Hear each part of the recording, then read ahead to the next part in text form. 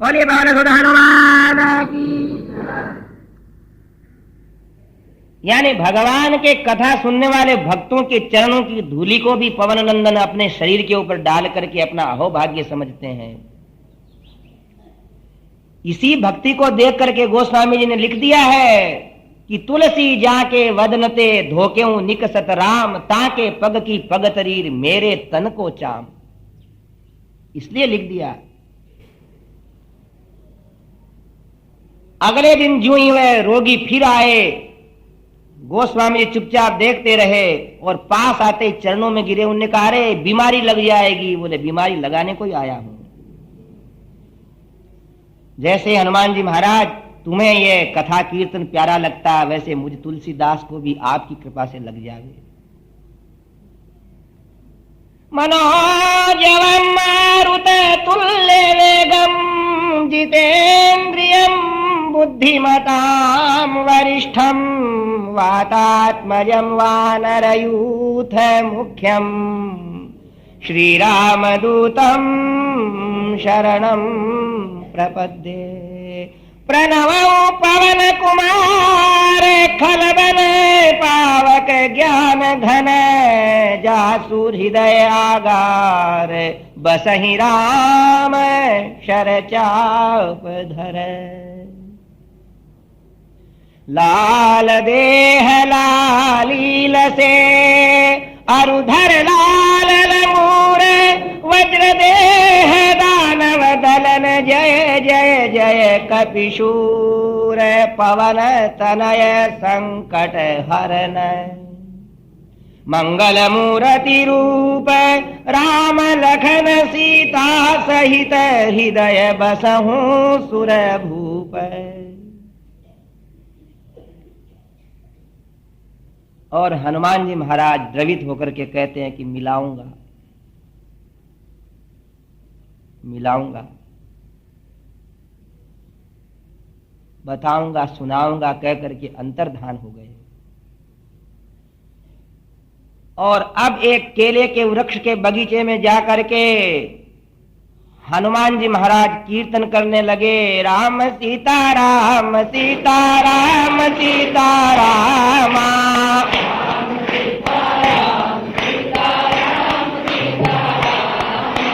राम सीता राम सीता राम सीता राम,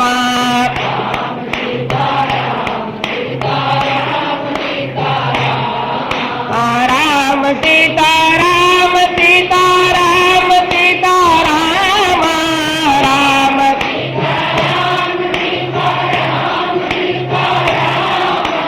राम राजा राम राजा राम राजा राम,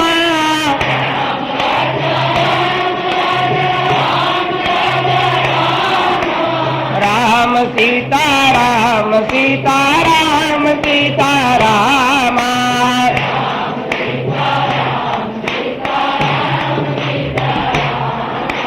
राम सीता राम सीता राम सीता राम,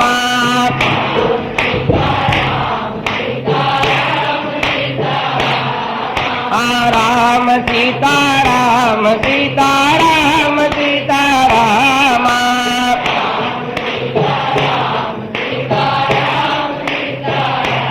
और ये राजा रामचंद्र भगवान की सारी सेवा करके कीर्तन करने लगे थे। हनुमान जी कब कीर्तन करते थे? भगवान को स्नान करवाते, पूजा करते, जब वो प्रसाद पाने चले जाते, जब भगवती जानकी माँ कौशल्या इत्यादि प्रसाद पवाते, जब वो बैठे बैठे उनका नाम लेते। और ऐसा नियम था कि जो भी थाली में प्रसाद बचता, कौशल्या ने कह दिया कि हम सब राम के हैं, पर इस झूठे प्रसाद का हकदार केवल ये हनुमान है।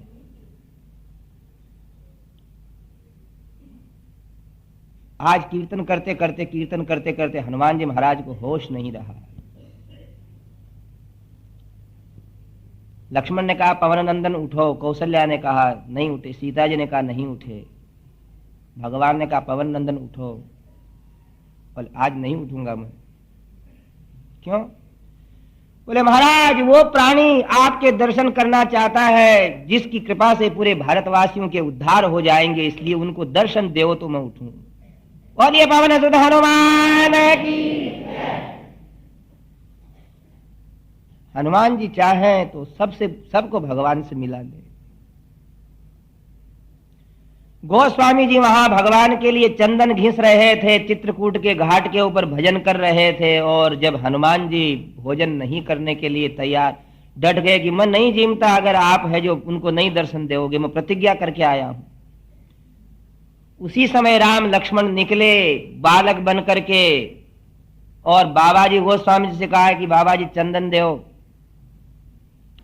बाबा जी ने कहा बालकों तुम्हारे लिए चंदन घिसा क्या, मैं ठाकुर जी को लगाऊंगा, अभी मेरी पूजा बाकी है, जब तक तुम बैठ जाओ फिर मैं चंदन लगाऊंगा, पहले मेरे ठाकुर जी को लगाऊंगा। उन्होंने कहा बाबा देखो हमारे को इतना टाइम नहीं है बैठने का, पर तुमको बैठने का टाइम नहीं है तो मैं वो फकीर हूं कि बिना भगवान को चढ़ाए चंदन दूंगा नहीं तुमको।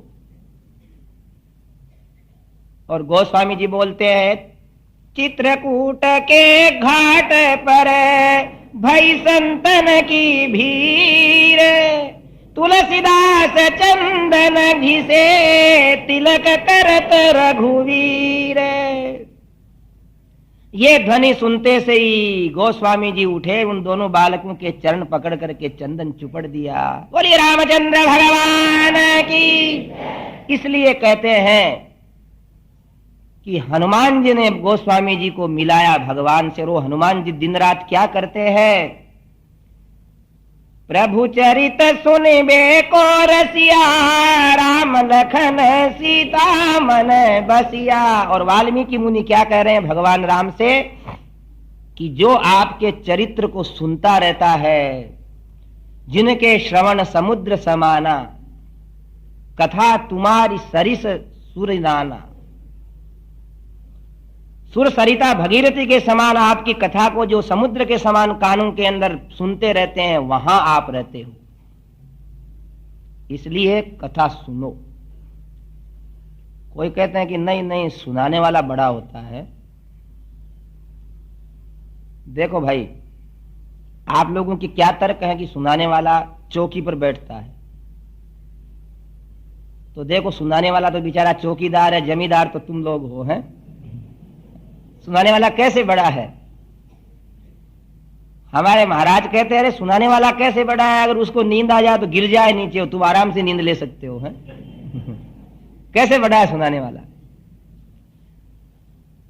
अगर पलड़े के अंदर है किसी वस्तु को तोलते हैं तो भाई सच्ची बात यह है जो हल्की होती है वो ऊंची रहती है, भारी होती है वो नीचे रहती है। इसलिए सुनो।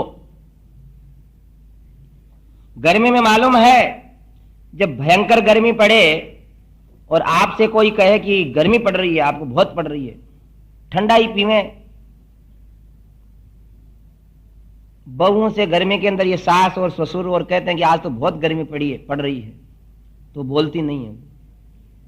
क्यों नहीं बोलती? वो समझती है कि भी ठंडाई बांटनी पड़ेगी। है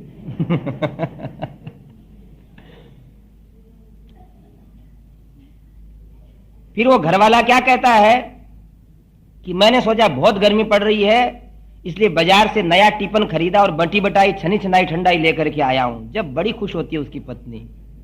आप बोले बहुत अच्छे हो। कितने अच्छे हो जी? बोले बहुत ही अच्छे हो। तो घुटी घुटाई छनी छनाई इलायची मसाला बादाम पिस्ते डली हुई कोई अगर ठंडाई देवे तो भैया पीने वाले को क्या तकलीफ है? पसीना तो बोलने वाले को आता है, गला तो उसका बैठता है। हा? फिर भी आप कहते हो कि नहीं सुनाने वाले बड़े हैं। काहे के बड़े हैं? अगर सुनाने वाला मिले तो भैया सुनने जितना लाभ कहीं नहीं है।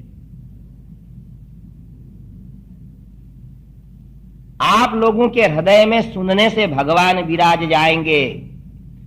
राम जी तो यही कहते हैं, वाल्मीकि मुनि उनसे यही कहते हैं कि आप वहां रहते हो जो लोग आपके कथा कीर्तन को सुनते रहते हैं।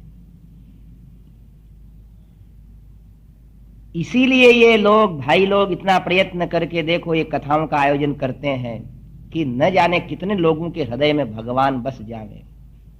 और बसते हैं। सुधर जाता है मनुष्य। तो प्रथम बात है, और बहुत सारी बातें बताए हैं, तुम ही निवेदित भोजन करही, प्रभु प्रसाद पट भूषण धरही।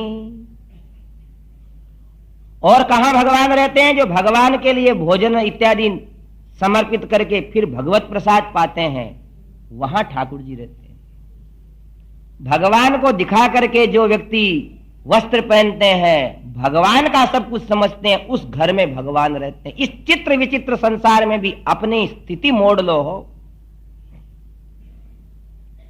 लोग कहते हैं, कोई कोई घर में रसोया होता है तो ए महाराज, आपके अंदर कोई बड़े आदमी अभी नहीं है ज्यादा हो, शाम को आते हैं कई बड़े आदमी हैं, श्री राम जय जय राम, और ये रामचंद्र भगवान की। और बड़े आदमियों की फिर बड़ी सेठानियां, और बड़ी सेठानियों के बड़ों के बच्चों के बड़े बड़े रोग। तो वो महाराज से कहते, महाराज मेरे लिए बिना मिर्च का साग करना, सेठ जी के लिए बिना नमक का करना, और बहू के लिए है ना ज्यादा घी वाला करना, और बच्चे के लिए टमाटर का साग करना, भगवान का नाम नहीं। फिर भगवान रहेंगे क्या तुम्हारे यहां? भले आदमी वो होते हैं कि देखो महाराज, भगवान ने पैसे के साथ साथ हमको दुख भी दे दिए, भगवान के मेरे को है ना बीमारी है, इसलिए भगवान के बिना नमक का साग बना लेना। भगवान के देखो धनुर्मास चल रहा है, भगवान के विशेष भोग बनाना है, तब तो घर में भगवान रहेंगे। मेरे लिए, बच्चे के लिए, पत्नी के लिए, घर वालों के लिए इतना इतना रहेगा। जब फिर भगवान नहीं रहेंगे, भोग रहेंगे मन में। फिर कई लोग हमने देखे हैं, अरे भैया आज मंदिर में देर से कैसे आया? बोले स्वामी जी क्या करें, रात को तो रंगनाथ भगवान की सेवा में ज्यादा समय लग गया, यानी ज्यादा देर सो गया। रंगनाथ सोए रहते हैं ना, अपना मानते ही नहीं कुछ। वो कभी दोपहर के बाद भी कथा में नहीं आते हैं, भैया क्यों नहीं आया? बोले आज दोपहर में जगन्नाथ भगवान की ज्यादा सेवा कर ली, यानी ज्यादा जिम लिया है। ऐसा कहते ही नहीं कुछ। कभी 10-20 दिन तक नहीं आते हैं, क्या बात है? बोले वेंकटेश भगवान की सेवा में था, दौरे पे था, बिजनेस टूर पे था। वेंकटेश जी क्या करते हैं? दिन रात कमाते हैं, 4 घंटा सोते हैं, 12 बजे सोते हैं, 4 बजे उठ जाते हैं। तो लोग तो यहां तक कह रहे हैं कि पैसे कमाने का अर्थ वेंकटेश की सेवा, सोने का अर्थ रंगनाथ की सेवा, जीवने का अर्थ जगन्नाथ की सेवा। और कभी हंसी मजाक ज्यादा गुलछरे उड़ाते हैं तो कहते हैं रास रचैया कृष्ण कुमार की सेवा है, गोपाल कृष्ण भगवान। तब तो उद्धार हो जाएगा भाई रे। हाँ सच्ची बात है, बिल्कुल है। प्रभु ही निवेदित भोजन करही, प्रभु प्रसाद पट भूषण धरही। मंत्र राज निज जपहि तुम्हारा, पूजहि तुम ही सहित परिवारा। और महर्षि वाल्मीकि अत्यंत विकसित मुख को भगवान के सामने प्रकट करते हुए कहते हैं कि हे राम, जो व्यक्ति आपके मंत्र को रोज जपता रहता है, श्वास श्वास हरि राम रटे, वृथा श्वास मत खोए, ना जाने इस श्वास का आना हो या न हो। जिसके श्वास में राम है वहां तो आपको रहना ही पड़ता है। पूजे ही तुम ही सहित परिवारा। देखो सज्जनों, अपने गौरव को याद करो, हम भी हो सकते हैं ऐसे। इस देश में ऐसे ऐसे भक्त हुए हैं कि पंढरपुर, श्री क्षेत्र पंढरपुर है, बोलिए पंढरीनाथ भगवान। जिसके लिए है कोई न छोटा, जिसके लिए है, जिसके लिए है कोई न मोटा, जिसके सब जन एक समान, विठ्ठल पांडुरंगा सब जन।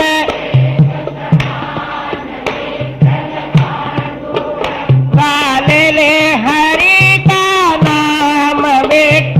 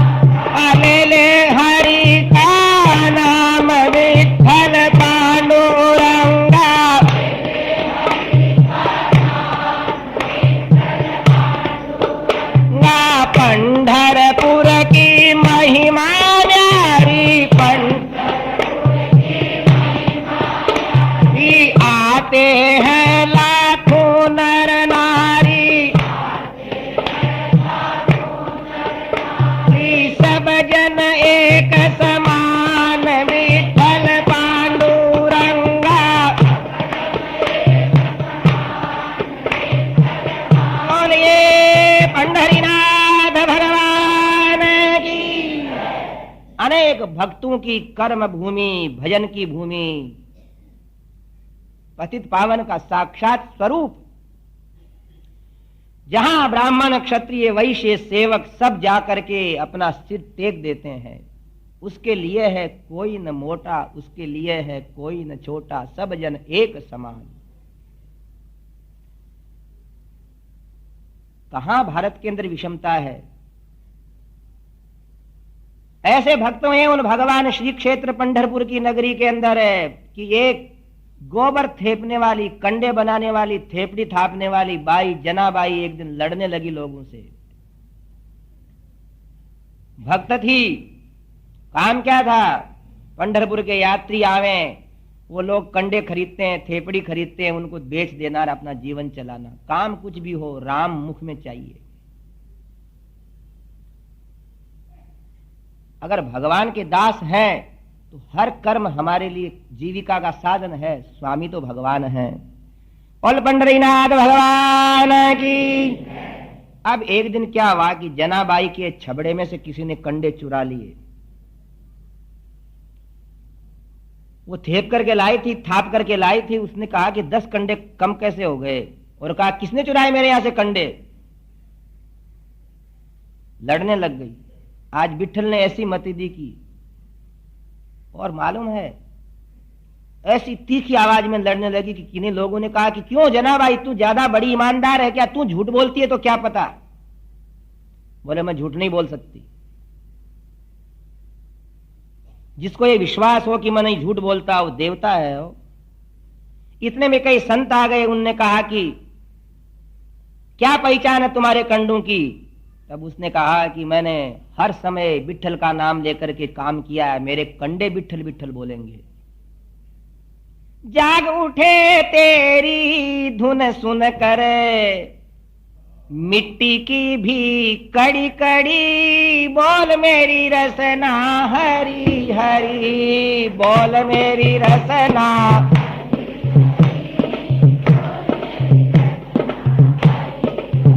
अरे शरीर नहीं, निर्जीव वस्तु के अंदर हरि नाम आने लगता है। कई संत थे, उनने समस्त लोगों से कहा कि अपने सारे के सारे कंडे हैं, थेपड़ियां, उनको ढेर कर दो यहां। क्या मालूम किसने इसके कंडे चुराए हैं? सबने डाल दिए। बोले कोई कंडा हरी हरी बोलता है क्या? और महात्माओं ने धीरे धीरे दोनों, एक महात्मा निर्णायक बन गए। एक एक कंडा हाथ में लिया, कानों के पास ले जाने लगे, हाथ में लिया, कानों के पास ले जाने लगे। और 2 कंडों को हाथ लगाया कि हाथों के अंदर मानो ऐसी शक्ति आ गई। कानों के पास ले गए संत, बोलिए विठ्ठल भगवान की। और उठ करके वो महात्मा उस जनाबाई के चरणों में गिर पड़े।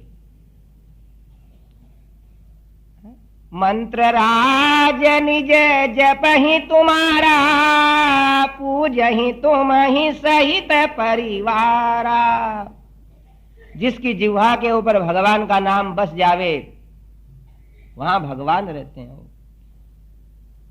कंडे लेकर के जनाबाई कहती है कि मेरे को कंडों से मतलब नहीं है मेरे साथ में बैठने वाले लोगों, तुम भी मेरी तरह बिठल बिठल करके कंडे थापो, थेपड़ी थापो, कि तुम्हारा जीवन का भी उद्धार हो जाएगा। इसलिए मैंने लड़ाई करी है। तो उन लोगों ने कहा, बोले जनाबाई इसलिए ही हमने तुम्हारे कंडों की चोरी करी है कि तेरा चमत्कार तो देखें कि तू क्या आनंद में रहती है। और गोस्वामी जी की इस चौपाई का एक अर्थ यह भी है कि जो रोज अपने घर में भजन करें और भगवान की सहपरिवार, या तो भगवान का पूरा परिवार, राम लक्ष्मण भरत शत्रुघ्न हनुमान इत्यादि, देखो जो कुछ याद है ना उसको अच्छा करके पूरा किया करो। हमने आपको बहुत सारी बातें बताई, हरिशरणम कहने की बात बताई, अयोध्या का नाम लेने की बात बताई, गंगा का नाम लेने की बात बताई, गुरु मंत्रों का जप करने की बात बताई।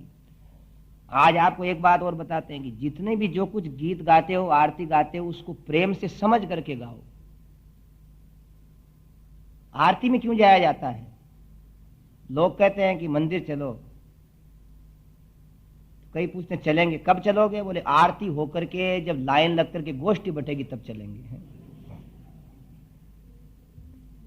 होता है, आप हमें भी ऐसे बहुत होंगे, या पहले थे या आगे हो जाएंगे। पर आरती में इसलिए जाया जाता है कि वहां पूरे भगवान के दर्शन होते हैं। सीता राम लक्ष्मण भरत शत्रुघ्न संग चारों भ्राता, जगमग ज्योति विराजे शोभायति भारी, ओम जय जानकी नाथा। दृश्य आता है, दृश्य। पूजे ही तुम ही सहित परिवार, अकेले राम जी को नहीं, पूरे परिवार को। हनुमान जी एक तरफ बैठे कि मेरा नाम तो लिया ही नहीं। हनुमद नाद बजावत नेवर ठुमकाता, सुवर्ण थाल आरती करत कौशल्या माता, ओम जय। इसलिए पूरे दर्शन करने के लिए आरती में जाया जाता है। भगवान को बसाना चाहते हो तो आरती से दूर मत रहो।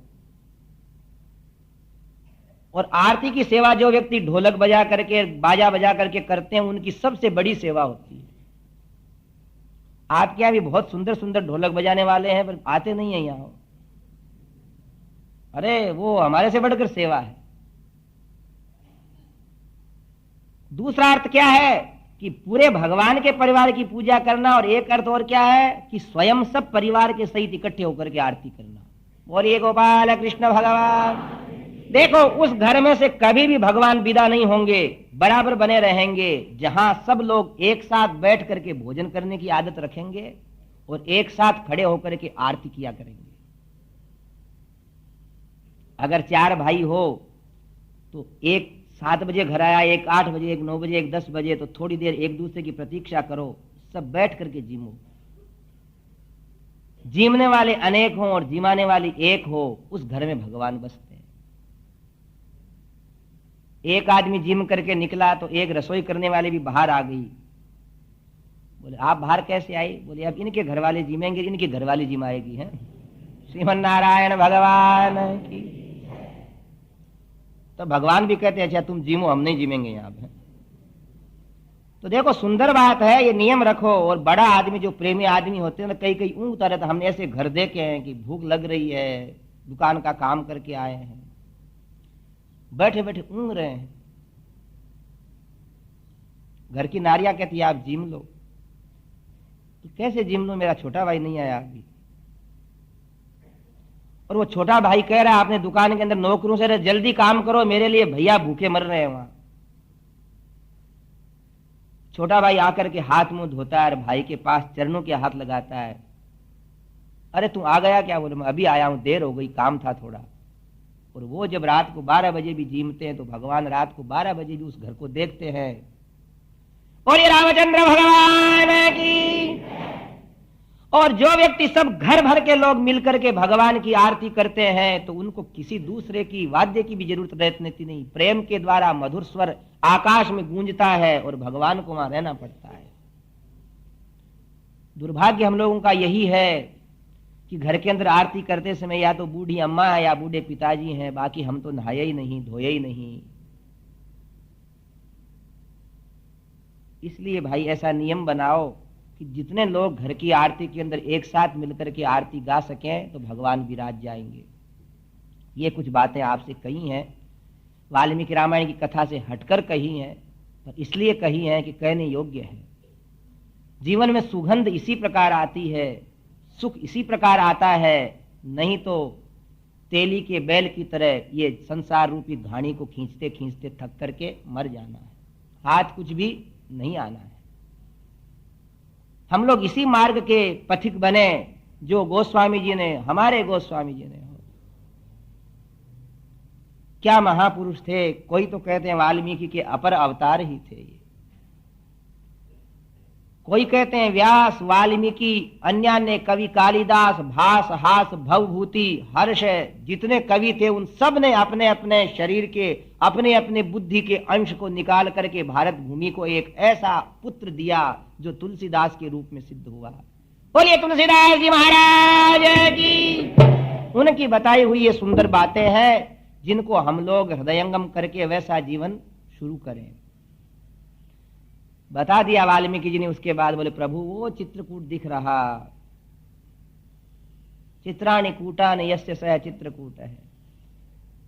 भगवान सूर्यदेव उदय हुए और सूर्य की किरणें चित्रकूट के पर्वतों की ऊपर मालाओं पे शिखरों पे गिरने लगी तो कहीं गेरुआ रंग चमक रहा है, कहीं सुवर्ण का, कहीं चांदी का, तो कहीं हीरे मोतियों जैसी शिलाएं चमक रही हैं।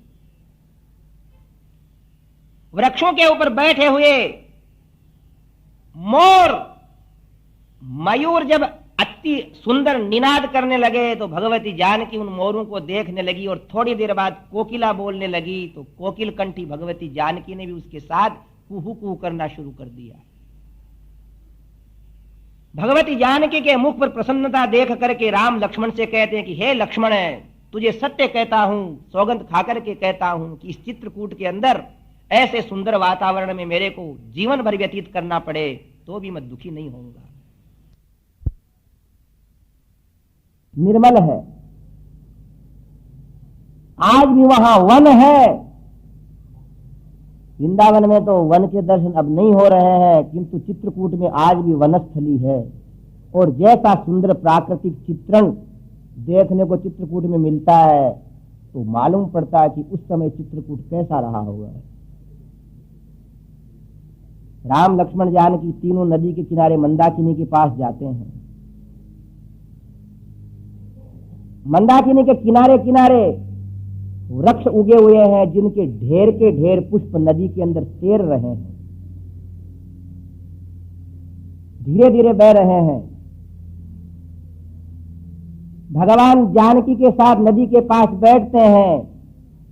गर्मी थी इसलिए भगवती जानकी ने अपने चरण नदी के अंदर आचमन करके डुबो दिए कि ऐसी हवा का झोंका आया कि सारे पुष्प जानकी के चरणों में गिर पड़े। तो लक्ष्मण जी ने कहा कि नदी आपकी पूजा कर रही है। और ये रामचंद्र भगवान भगवती जानकी लक्ष्मण की ओर देख करके कहते हैं कि हे लक्ष्मण, अगर ऐसे दृश्य हमें नदी के अंदर देखने को मिलते रहे तो हम अयोध्या में जाकर के इससे बड़ा क्या सुख देखेंगे।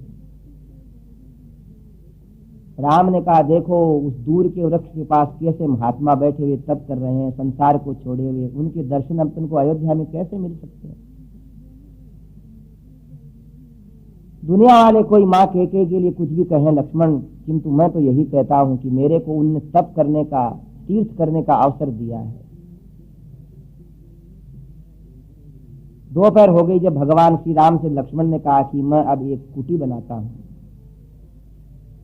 जहां से नदी भी नजदीक थी, वन प्रदेश भी समीप था, ऐसे एक पहाड़ के ऊपर चढ़ करके लक्ष्मण ने धीरे धीरे सूखी लकड़ियां अपने आप जहां टूटी हुई पड़ी थी उनके खंबे बना करके, पर्णकुटी बना करके वहां ताम वृक्ष पर्णच्छदनाम मनोज्ञाम यथा प्रदेशम सुकृताम निवाताम वासाय सर्वे विविशुः समेताः सभाम यथा देवगणः सुधर्माम।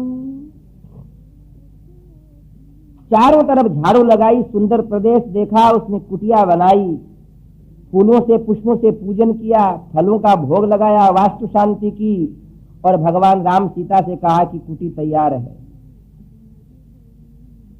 विराजते हैं जैसे इंद्र अपने देव सभा के अंदर और बहुत सारे वानर हैं, बहुत सारे पशु पक्षी हैं, उनकी कुटिया को घेर करके रोज आनंद से बैठे रहते हैं। जानकी की इच्छा होती है तो धीरे धीरे जब ताली बजाती है तो मोर नाचना शुरू कर देते हैं, कोयल कुहू कुहू करना शुरू कर देती है, कई पक्षी ऐसी ताल बजाते हैं कि मानो वन के अंदर संगीत चल रहा है। कोई याद नहीं करते किसी को। सुरम्यमासाद्य तु चित्रकूटम नदीं च तां माल्यवतीं सुतीर्थां ननन्दहृष्टो मृगपक्षि जुष्टां जहौ च दुःखं पुरविप्रवासात्। सुरम्यमासाद्य तु चित्रकूटम, अत्यंत रमणीय उस चित्रकूट के ऊपर मंदाकिनी नदी के किनारे पक्षी और मृगों के द्वारा जो वन शोभा बढ़ाया जा रहा है, वहां भगवान राम रह रहे हैं और एक रति मात्र भी अयोध्या छोड़ने का उनको दुख नहीं हो रहा है। इधर भगवान की कथा तो पूरी होती है। अब कथा शुरू होती है अयोध्या की। सीताराम जय सीताराम, सीताराम जय सीताराम, सीताराम जय सीताराम,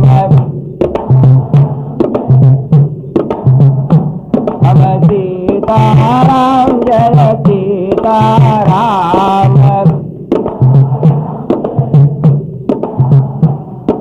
सीताराम सीताराम सीताराम जय सीताराम, सीताराम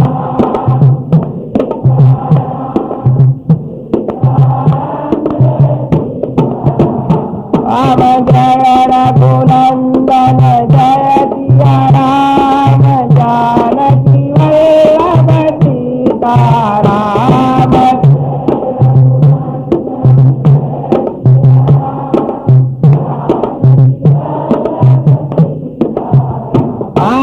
राज तिलक की भई तैयारी, के गई ने सब बात बिगाड़ी,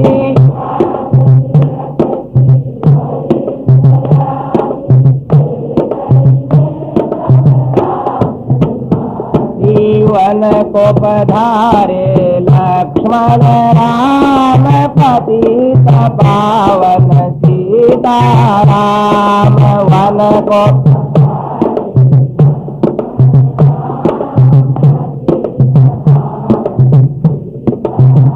बोली राजा रामचंद्र भगवान, कथयित्वा तो दुःखार्तः सुमंत्रेण चिरं सह, रामे दक्षिणकूलस्थे जगाम स्वगृहं गुहः। गंगा पार से जब तक दिखते रहे सुमंत्र और निषाद राज को राम जी, तब तो देखते रहे। सुमंत्र आगे अपने रथ को रोक चुका था और जैसे दिखता हुआ सूर्य बादलों के अंदर छुप जाता है, वैसे जो ही गहरी झाड़ी के अंदर राम लक्ष्मण और सीता छुप गए तो सुमंत्र व निषाद राज का हाथ पकड़ के रोने लगा। निषाद राज अभी तक तो जैसे जी रहा था, किंतु अयोध्या के अंदर जाकर के मैं जी जाऊंगा, नेत्रों से दुखी अयोध्या को देख लूंगा, ये संभव नहीं है। सांझ सवेरे अवध रो रहा, मेरा प्यारा राम कहाँ, सरयू जी का तट भी रो रहा, सबका दुलारा राम कहाँ। कोई न किसको पूछे वहां पर, नेत्र नीर से भरे रहे, कोई किसी से कुछ नहीं पूछ रहा है, नेत्रों से नीर बह रहा है। प्रेमी व्यक्तियों के वियोग में कुछ नहीं सूझता मनुष्य। भगवान के प्रेम से जो जो लोग जीते हैं उनको देखो रोना ज्यादा पड़ता है और रोना ही उनका जीवन है। यहां तक कि भगवान भी स्वयं भक्तों के लिए जब ही अपने भाव को पूरा प्रकट कर सकते हैं जब वो रो पड़ते हैं। जिसके लिए भक्त रोते हैं उनके लिए भगवान भी रोते हैं। एक बार उद्धव बैठे थे भगवान कृष्ण के पास, रोज ही बैठे रहते मथुरा के अंदर। बोलिए मथुरा नाथ भगवान की। ऐसा उद्धव के लिए कहते हैं कि भगवान के दिए हुए वस्त्र ही पहनते, भगवान का बचा हुआ भोजन करते और भगवान के पास ही शैया के ऊपर सोते। दूसरी शैया लगा लेते और वहां स्वयं सो जाते। एक दिन क्या देखते हैं उद्धव, आधी रात के अंदर कृष्ण रोने लगे और ऐसे रोने लगे, हबकी चढ़ चढ़ के रोने लगे। तकिए से अपने शरीर को, अपने माथे को टेक करके भुजाओं से सहारा देते हैं कि मत रो अपने आप को, किंतु रोना उनका है ना रुका नहीं और आखिर उद्धव से रहा नहीं गया। दीपक लगा करके भगवान कृष्ण से पूछ रहे हैं कि आप क्यों रो रहे हो। उन्होंने कहा मैं इसलिए रो रहा हूं कि जो मेरे लिए रो रहे हैं उनका ब्याज चुका रहा हूं। ब्याज? आपके लिए कोई इतना रो रहा है? बोले उद्धव मेरे लिए रो रहे हैं, उनको अभी तुमने देखा भी नहीं। मेरा दुलार करते थे नंद ओ यशोदा, उनके बिना यहाँ मैं रहता बड़ा दुखारी। उधो ये मथुरा नगरी लगती नहीं है प्यारी, क्षण भूलता नहीं मैं व्रज की लता सुखारी। गायों का वह चराना, बंसी का वह बजाना, गायों का वह चराना, बंसी का वह बजाना, पाऊं यहाँ कहाँ मैं वृषभानु की दुलारी। उधो ये मथुरा नगरी लगती नहीं है प्यारी, उन ग्वाल बाल सखा की मैं क्या कहूँ कहानी। हारे हुए जिताते थे वो मुझे खिलाड़ी। अरे उद्धव, मैं दिन के अंदर तो वसुदेव जी और देवकी की सेवा करता हूँ, माता पिता की, और रात्रि में जिनने मेरे को पाला पोसा उन माँ बाप के प्रेम का आंसू बहा करके कर्ज चुकाता हूँ। बोले प्रभु आप रोज रोते हो क्या? बोले पूरी रात्रि जब से तू नींद लेता है तो उठता नहीं है जब तक मैं रोने के सिवा कुछ नहीं करता। और सज्जनों मालूम है उस दिन की आपको कि जब अक्रूर आ गए लेने को और सुबह सुबह माँ यशोदा के चरणों में गिर करके कृष्ण ने कहा कि माँ मैं आज मथुरा जा रहा हूं, तो यशोदा कहती कि कृष्ण मेरा बेटा होता तो मेरे पास रहता, जाया उसका बेटा उस माँ के पास क्यों नहीं जाएगा। भगवान कृष्ण उस दिन रो पड़े और कहा कि माँ ले तू कहती है तो मैं नहीं जाता हूं।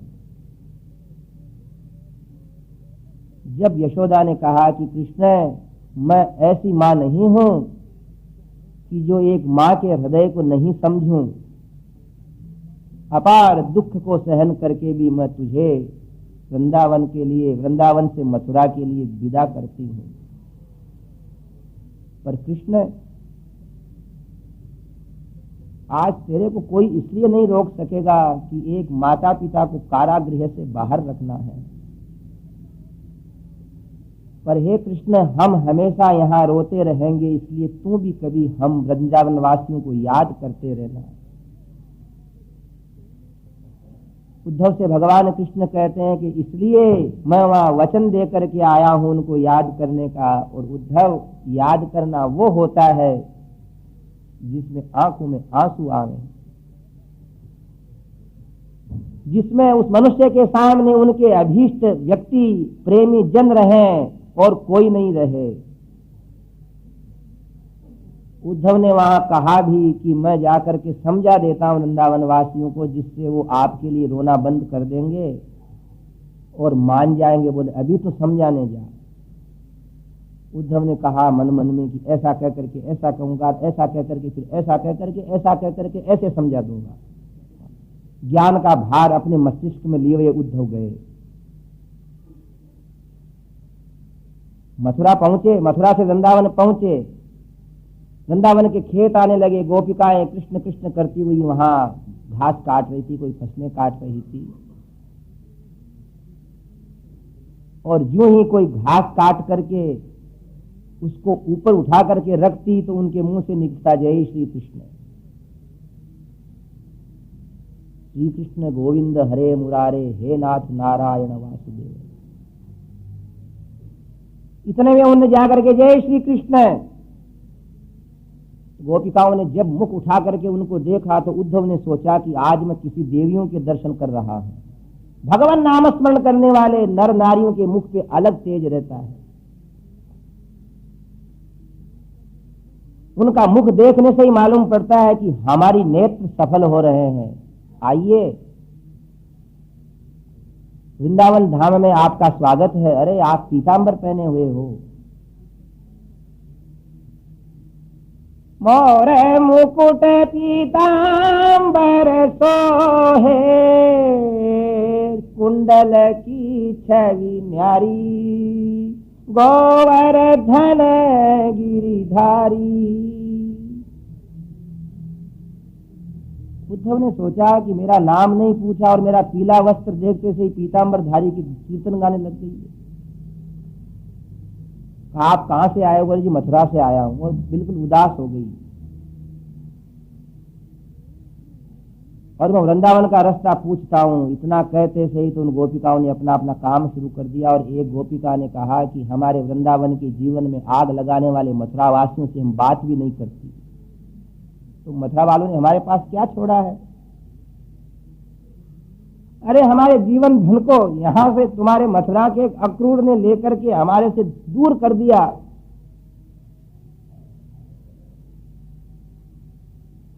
उद्धव सोचने लगा कि अभी तो इनसे मैंने मथुरा का नाम लिया जिसमें इनने आंखों को सावन भादो बना दिया, इनसे क्या पूछूं।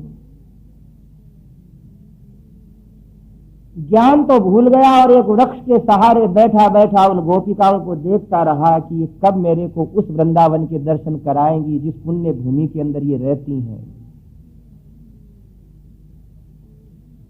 उनकी एक एक क्रिया देख करके, जिनके हर श्वास के अंदर कृष्ण राधे राधे कृष्ण सुनाई दे रहा है। सायंकाल उद्धव से कहा कि किसी को रास्ता न बताना पाप होता है, ऐसे है उद्धव जी आप हमारे पीछे पीछे आ जाओ।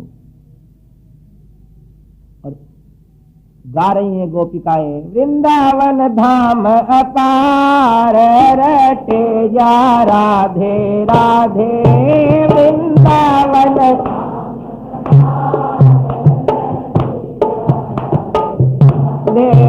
वृंदावन धाम अपार रटे जा राधे राधे, वृंदावन।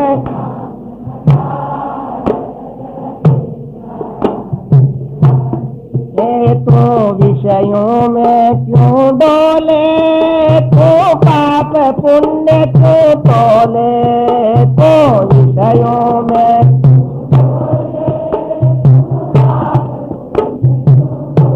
ये सबसे पावन राधे नाम रखेंगे, राधे राधे सबसे।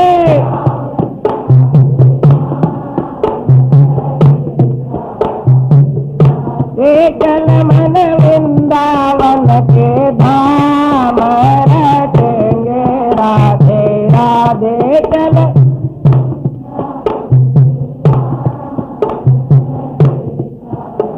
और ये वृंदावन बिहारी लाल की। कोई किसी से बोलना नहीं, अपने अपने सिर के ऊपर अपने अपने सामान रखे हुए हैं। गोपिकाएं तो कीर्तन करती हुई जा रही हैं। सब सखियों में राधे जी बड़े हैं, सब सखी जो तारों में चंदा भजो रे मन गोविंदा, नटवर नागर